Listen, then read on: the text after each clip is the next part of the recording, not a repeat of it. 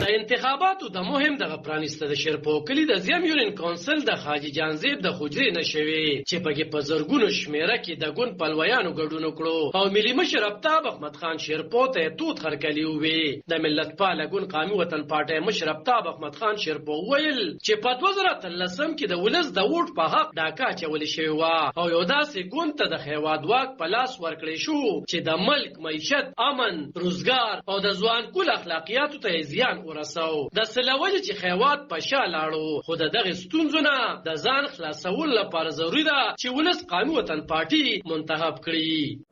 چې په دې علاقې کې چې دا څه کارونه شوي دي استاسو په علم کې دي د مشرانو په علم کې دي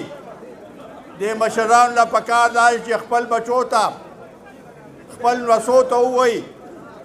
چې دا چا د علاقه آباده کړې ده دا چا د علاقې کې د خلکو خدمت کړی دی دا چا دلته ترقي روستی ده دا چا دلته ګیس روستی دی دا چا دلته بجلی روستی ده دا چا دلته سړکونه جوړ کړي دي دا ټول شیزونه ستاسو په مخ کې دي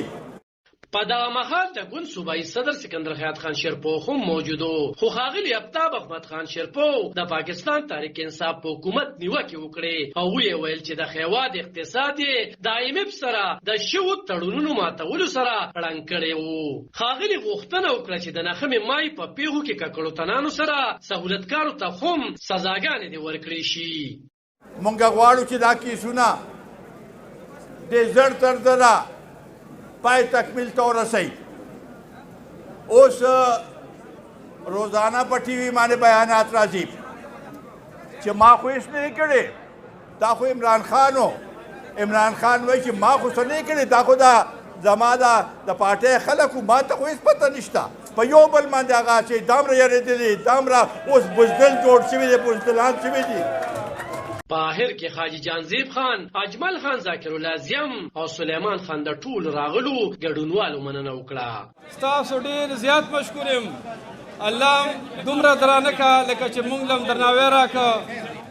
آفتاب احمد خان شیرپو په سویډن کې د قرآن کریم د شوي سپکاوي سخت غندنه وکړه او ویې ویل چې قومي وطن پارټي د خپل دیني او مذهبي مقدساتو تحفظ د هر رقم قربانۍ ته تیار دی د کیمرامین یاسر خان سره علب خان شیرپو خیبر نیوز 400